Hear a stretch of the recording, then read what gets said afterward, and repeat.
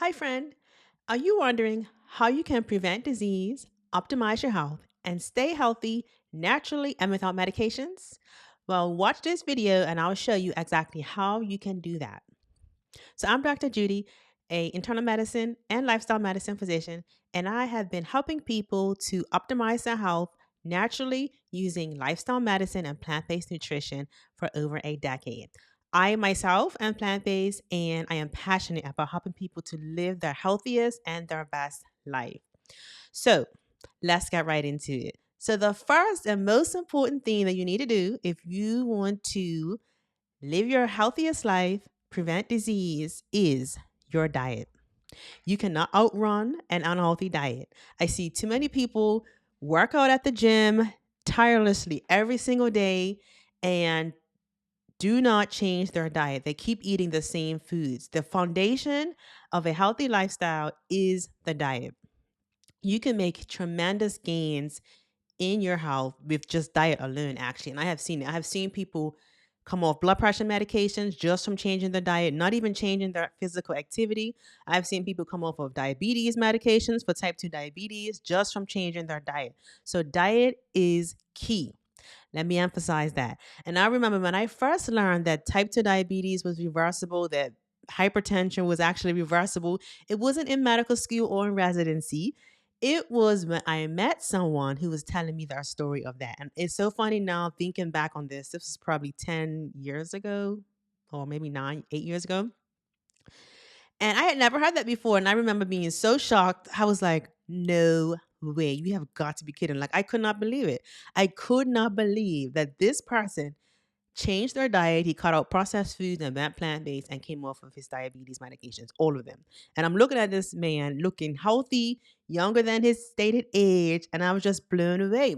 And so from then on, I just have become super interested in the data. I read a lot of the data on it. I go to conferences on it. I got certified in lifestyle medicine and then did a certification as well in plant based nutrition. So I've been teaching this for years. And the biggest mistake people make with regards to their health is not fixing their diet. Now, what's a healthy diet? Now, I know that there's a lot of controversy online. There's people that say that the carnivore diet is the best, that you need to be fully vegan. And there's people that say whole 30. There's so many different diets, and it gets confusing. But I'm going to make it simple for you. This is evidence based. This is what you need to know. Most of the food that you eat needs to be unprocessed plant foods, fruits and vegetables. When you prepare your plate, at least half of that plate needs to be fruit and vegetables. That is a golden, think of it as a golden rule. Okay? A quarter of the plate can be whole grains, and then a quarter of the plate can be proteins. Now, when you talk about fruits and vegetables, you don't want to only eat cooked vegetables. Sometimes you want to eat raw vegetables, whether it's a salad or raw broccoli, raw carrots. And then your protein, you want to diversify your proteins. Don't just be eating the same thing all the time. Don't just be eating chicken, meat. Eat some meals that are plant-based meals and have beans, tofu, tempeh as your protein sources. Those are better protein sources over the processed veggie meats like the Impossible and the Beyond Burgers. Although those are fine every now and then or when you're transitioning, but generally you want unprocessed plant-based foods. Now, as far as whether to consume animal products or not, the evidence does show that people that have a vegetarian diet, a plant-based diet, do have lower rates of heart disease, stroke, cancers. Um, but it doesn't really show that you have to be fully 100% vegan because um, some people cannot really adhere to a vegan diet, whether they have intolerances to beans, from gas issues, different things, or maybe it's just not feasible for them or that's not what they're interested in. So a healthy diet can include some lean meat, such as chicken and fish. You look at the Mediterranean diet, those studies, included meat, chicken and fish in it. So those are the meats that I would consume if I were to consume meat. For you, I would stay away from the processed meats like the lunch deli meats, sausages, bacon, pork, And I would also probably minimize the red meats as well, beef, goat, pork, things like that, and stick to the lean meats, chicken and fish. That's just a general rule. But again, I would say I don't think that for optimal health, we should even be eating meat with every meal or even every day. I think it's good to have a plant based day, plant based meal here and there, rather than having meat with every meal, because we really do eat too much meat. I think in this country, we are obsessed with protein, and most people do not have a problem actually getting protein, and it's not something that people need to worry about. You can definitely get more than enough protein on a plant based diet. And other sources of protein to consider as well would be nuts and seeds. Okay, so I talked about plant based foods. And I like to call it like a plant based, plant forward diet. It's not necessarily vegan, saying you have to never eat animal products, but it's just eating more unprocessed foods and more plant based foods. Now, this also has to be touched on with regards to diet, because there's no sense cutting out animal products, but then you're still eating sugar. And I actually think sugar is worse than meat. So, sugar, cane sugar, white sugar, high fructose corn syrup, processed foods, cake, cookies, ice cream, french fries, fried chicken, all of these things are disease promoting. So if you want to prevent disease, if you want to stay healthy and optimize your health, it's best to eliminate those from your diet as much as possible. And because I don't want to be like all or none, I would give some grace. So say maybe once a month, eat those things twice a month, something like that. But I would say no more than once a week. I know some holistic doctors say once a week you can eat something that's processed, that has added sugars in it. But I would not use and drink those things more than that. That goes for soda as well. I know some people that drink soda every single day. Like that is the quickest way to get yourself catching some kind of disease. Okay. All right. So there's that. And what else do I want to say about foods? Yeah. It's really simple, guys. Eat unprocessed foods, cut out the added sugars, and eat a lot of fruits and vegetables. Eat a lot of plant based foods. And don't get caught up in the labels. It's really not about being vegan or vegetarian, because you can be vegan and be unhealthy if you're eating french fries and Oreos. You can be vegetarian and be unhealthy if you're eating a lot of cheese. You know, cheese is salty and it's fatty, and it's inflammatory as well. So a diet that is plant forward, whole food, plant based ish is the best. The evidence supports it, and I even think that the Bible kind of supports it too. If you look at Genesis 1:29, it says, I have given you every herb bearing seed. To you, it should be for meat. So hopefully that's clear my stance on nutrition, right? A plant forward diet, plant heavy. Second thing is avoiding harmful substances. And this really should be obvious, but people will put toxins in their body and then want to do a detox, like do a detox tea or drink apple cider vinegar. And it's like, no, well, just take the toxins out of your life, right? Smoking, that's an obvious no. Um, Alcohol, not necessary to drink alcohol. And there's some studies that show that drinking alcohol increases the risk of breast cancer. So I don't recommend alcohol in any amount personally, but that's an individual decision. Um, Sugar is a toxin. And there's some people that may not think of sugar as a toxin, but added sugars definitely is a toxin. High fructose corn syrup, cane sugar. I have completely nearly eliminated that from my diet. Like I buy ketchup without sugar. I buy cereals that don't have sugar. I make my own granola and I use honey. I don't really buy juices. And like I say, for me, added sugars and junk food is like a once a month, once a month thing for me. And yeah, so avoiding harmful substances, avoiding toxins, sugar, alcohol, smoking, and then unhealthy fats like trans fats and probably too much saturated fats too. Yeah.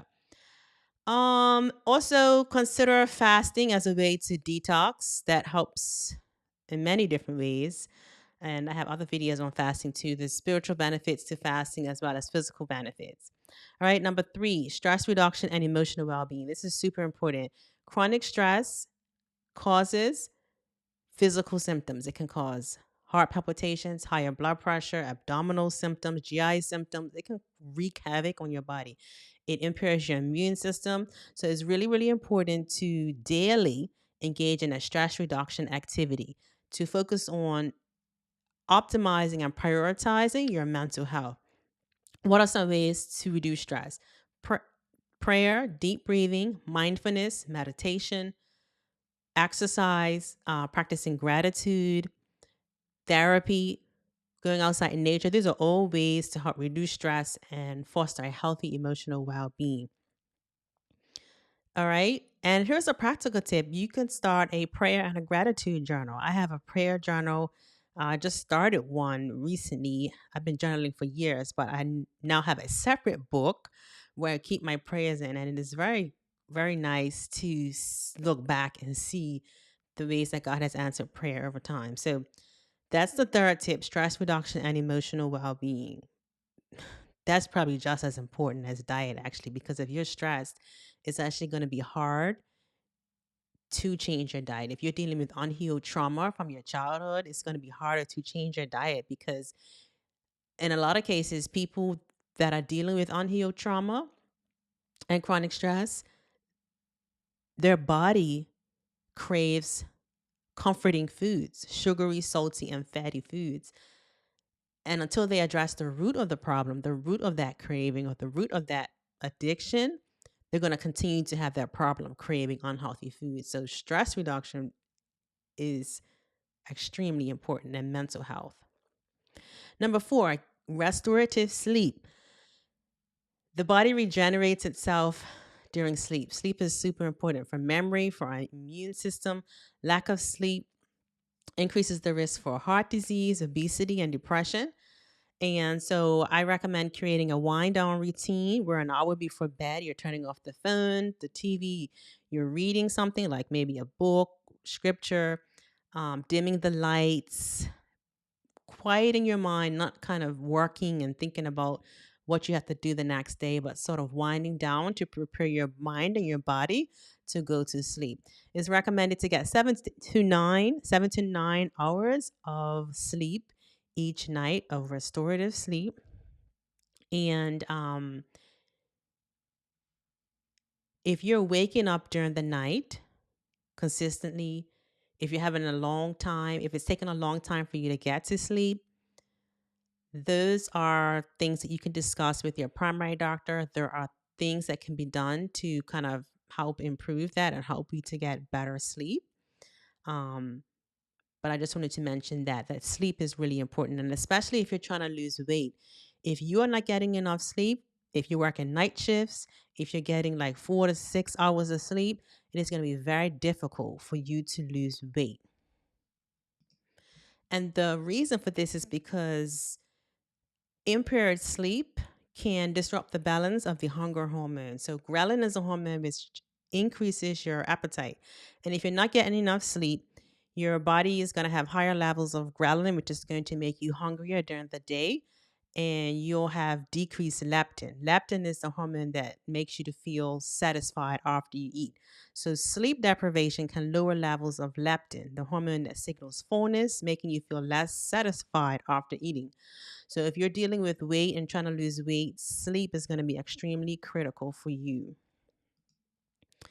And some ways that you can improve your sleep are making sure that your room that you're sleeping in is dark, the TV is off, the lights are off, and that it's cooler. Did you know that you will sleep better when your room is a few degrees cooler than you keep it during the day? So in the evening, what I do is I turn down the temperature in my bedroom. And that can help you to get to sleep, as well as taking a shower in the evening can help you to get to sleep better and stay asleep. And if you need something natural to take, you can take something like melatonin. Um, and there's some natural herbal things like um, lavender tea, ashwagandha, valerian root, lemon balm. These are things that kind of help you to get to sleep and to sleep better.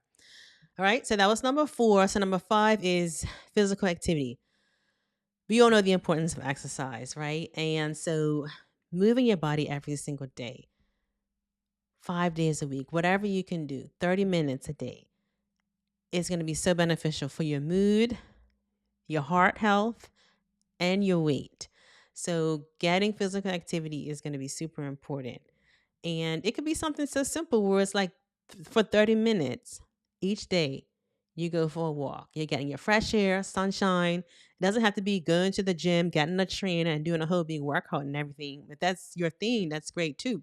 But I like to keep it simple. For me personally, I like to walk and I like to run. So I will go find a walking trail. There's some in my neighborhood, or sometimes I will drive to one. And that's what I do for my physical activity.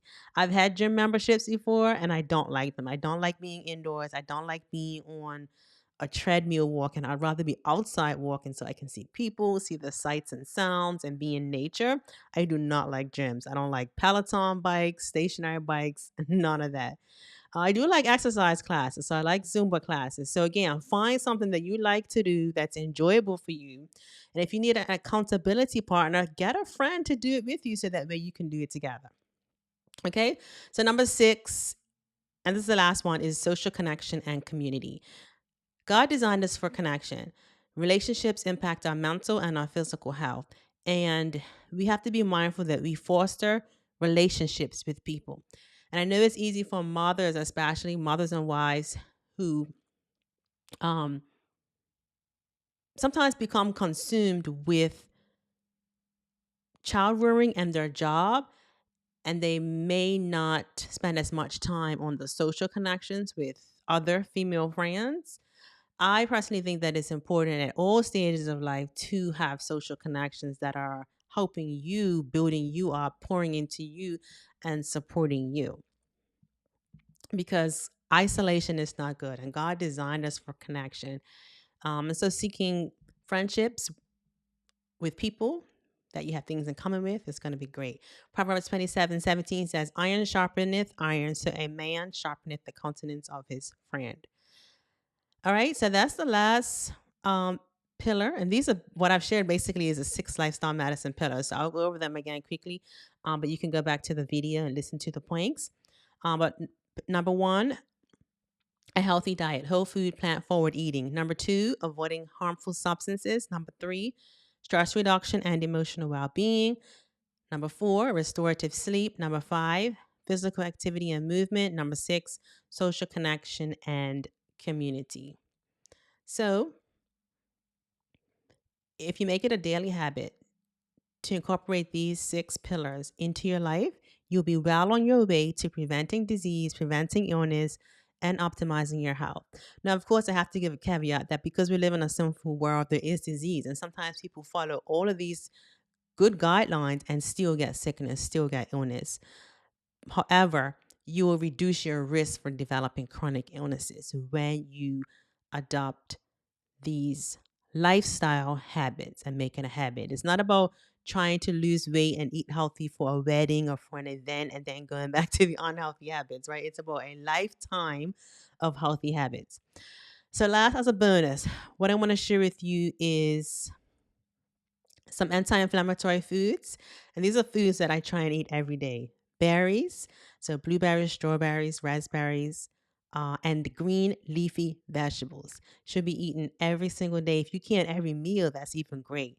And if you're struggling to get them in, you can put them in a smoothie and make your smoothie mostly greens.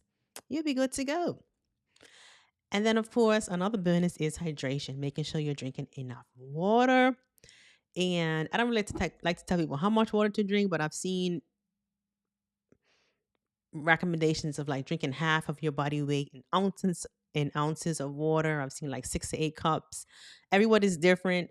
I don't know what medications you're on, but drinking enough water and staying hydrated is also extremely, extremely important. Okay.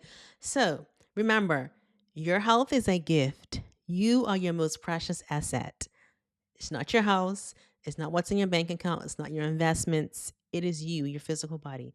And I have seen time and time again how when the body is riddled with disease or suffering disease. It affects one's mental health, it affects their finances, it affects their social health, and it affects pretty much every area of their life. So, as much as possible, we need to be less reactive and more preventive. It's unfortunate that the practice of medicine in the US, that's where I am, so that's what I'm speaking on, is what I know about. The practice of medicine is very reactive. It's not preventive enough. And so that's what I've tried to do with my platform here. And I've been trying to do that over the past many years because just the fact of the matter is that traditional training does not teach enough about nutrition, the mind body connection, lifestyle medicine. It doesn't really touch on these things, but I've been learning these things and studying this myself for like the past 10 years, right? So if you go to your doctor, and they may not be aware of these things. It's not like they're hiding it from you. I've seen some videos online and be like, what your doctor doesn't tell you. And it's like, no, it's not like they're not telling you. It's like they just don't know. Right. So that's why I'm sharing this with you. So you can be like, okay, yeah, this is legit. This is evidence based. This is scientific. Right. This is not just something that somebody made up. This is really, really important. And I think if more people knew this, chronic disease burden will go down. There'll be less need for medications. We'll have a better, healthier society overall, and it'll just be better for us, for our community, for our families, and for ourselves. And so that's what I want. So I invite you to like this video, please. Share this with someone. Comment below. I'd love to know your thoughts. And if this video was helpful to you, check out this next video here where I talked about 10 natural ways to detox your body that will change your life. All right. Thanks so much for watching, and I'll see you in the next video.